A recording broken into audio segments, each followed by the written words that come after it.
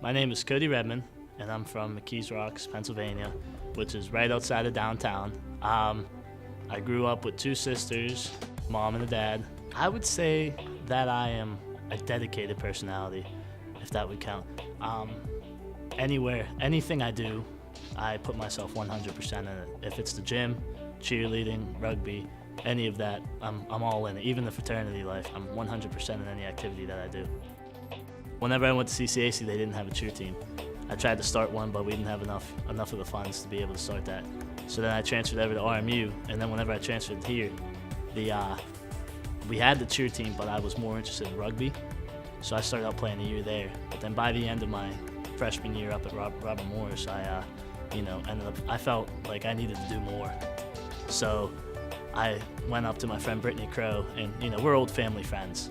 So I told her, I said, hey, I want to cheerlead. And she told me, she was like, are you serious? We'll come to tryouts. And ever since then, I had them 2 more years. My parents didn't want me to play rugby. My freshman year, I wanted to play. But whenever I went outside and I played across the street, I ended up busting my head open, my first rugby game ever playing. And they told me never again. So 2 years later, they came back to our high school to recruit. So I picked it up, and I love the sport. It's just aggressive, it's fun, you get to, really show what you're all about in rugby. It's all about how long you can last, how hard you can hit, what type of technique you have and what skill you can use against people. So I have a pretty big passion for rugby, and, even though the games conflict, I still find time to be able to, make it and be, a rugby player. See, with cheerleading on my range of activities, I feel like cheerleading's the head runner right now, because I don't know, I'm excited to go to practice. It's fun to, hang out with the team. It's fun to co-ed.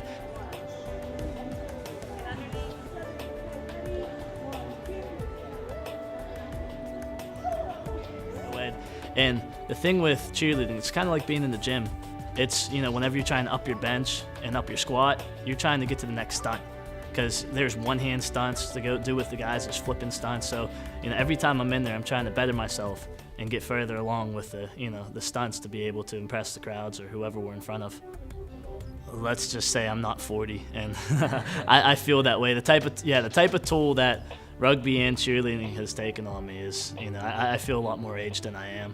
I mean, I feel a lot stronger in there, but you got those joint pains that every other day when you're getting up a certain way, you can feel and say, yeah, that's where that person hit me. Or yeah, like cheerleading, for example, my wrists will never be the same, because anytime you would catch wrong or anytime they would drop onto you, all that force is going on your hands. So you can tell from each one, you have different areas, like my ankles from rugby and my wrists from cheerleading. It's it's toll taking, but it's definitely worth it. With the gym and staying in shape, that comes, that's your base for everything. In rugby, if you want to make a hit, you have to be strong. If you want to last long in a game, you have to have the cardio. In cheerleading, if you're going to pick a girl up over your head, you have to have that strength. So me and Vince, my friend, we both are in the gym at least 9 times a week. It's basically our religion. We are 100% for the gym and getting better and bettering ourselves. There's no question about skipping the gym. Like, you know how the other people are like, oh, I don't know if I want to go today. With us, it's just, we're going. We plan our days around the gym. We say, all right, so we have to lift today, but we have this stuff to do. Okay, well, let's wake up at 6 and do the gym, and then we can go on with our day. Or let's push this away, and we're going to lift first. And that's, normally how we are with the gym. It's stressful. It is, but whenever you're in the gym, everything goes away. It's your one happy place, because it's all about you. You know what I mean? Instead of pleasing your teammates, that's the one place where it's you versus you. You're going in, you're putting up the weight, you're trying to better yourself. Your bench was down 1 week, well, guess what? This time you want to double it. So the gym's definitely, it's hard to put in, but it's one of those places where you clear your head. On the manliness and being a rugby player and that conflicting with the bad views on cheerleading, our coach, our rugby coach, is the biggest person on that. So no matter whatever games we go to, whenever we show up, he always brings up the cheerleading. He's like, oh, I got my 2 cheerleaders coming in today, huh? So it's hard, because cheerleading has such a negative view on it with the guys, and I understand why because we're cheering on other guys and we're doing very preppy activities. But once I step onto the rugby field, that's whenever everything changes, because whenever somebody needs to make that hit, I make the hits. You know what I mean? Whenever somebody tries to tackle me, it takes a while. It takes actually a few people to take me down. So once there is that stereotype, I break that stereotype as soon as I get onto the field. Well, that's my answer to cheerleading isn't a real sport, because in all technicalities, it might not be a sport. On the competition levels and everything, if you want to go by the book, you can say cheerleading isn't a sport. But the amount of effort that the girls and the guys put in, and the amount of skill it takes to do that, I want to see any football player, any soccer player, any hockey player, any one of those guys do what we do. That's the same thing with us. We don't expect to walk onto the field and be the starting quarterback. We stick to our sport, and that's the way that we play it.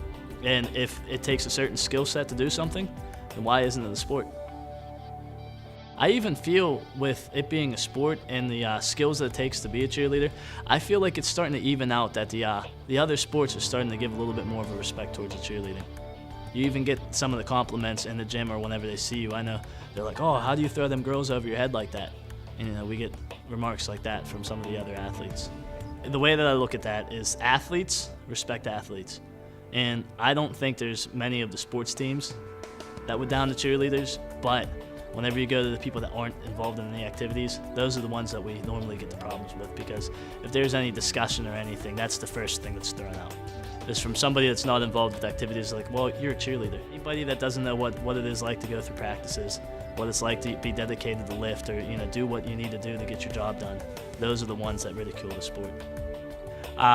As if I'm the lead or not of the male cheerleading, I would look at it more of my personality that would make me the lead, not the fact that I actually have the role. With my passion and the way that I am, people tend to listen. So the other guys, especially since I, brought them into it, I feel like they just give that to me, since they know how hard, I try and everything for the sport. So I wouldn't say I'm the leader, but I would say that I have that mutual respect with the other guys where, they know that my head's in the right place and, they can follow what I'm doing. So with having a co-ed squad, a co-ed cheerleading squad, it adds a lot of strength and adds it adds more depth to the chart. So not saying anything about the girls, but the guys, they can do stuff on their own. They can throw a little bit higher. So if you're going to a show, would you like to see one type of music, or would you like to see two different types? So it adds on that extra, little jazz to the sport. So instead of seeing all 4 people stunts, now you're seeing the guy throw a girl up by himself, and you're like, "Oh, that's a little interesting." Having your stunt partner it's a little bond. You can tell, especially because I've stunted with all the girls, and when you become active with the girl, it's a whole new line of trust. So that's the person that's going to be throwing you up. That's the person you're getting better with. So you can definitely tell, not any like real type of relationship, but there's a relationship growing with your partner that, you guys get a lot tighter, you guys get a lot closer. Whenever you see them in public, it's like, that's my person that I'm working with, and it's a different type of relationship definitely than with the whole team. You need that relationship with your flyer. It's just there that no matter what, you're always going to catch her, and no matter what, she's always going to try her hardest to hold that stunt. And you guys have that mutual respect for each other, and it just creates a bond. Encouraging the guys to join. If you have the right mind state, I would definitely say we're encouraging guys to join, but we're looking for the top of the top. You know what I mean? Right now, the way the team is, we're going serious. We're ready to go compete. So if we're picking up any guys, they're going to be able to, they're going to have to be strong. They're going to have to be able to jump in and learn, because I'm hoping at least this year or next year we're going to be able to go compete. And to be able to compete, we can't have, people that aren't going to take it serious. But it's a sport that, you can definitely get into and definitely learn. And if you like to lift and if you like to throw people up, then why not try it, right? And I mean, come on, let's be honest here. We have 30 beautiful girls that you're working with, so you can't go wrong there, right? It's one of those things where it's a good feeling. It's a good place to be.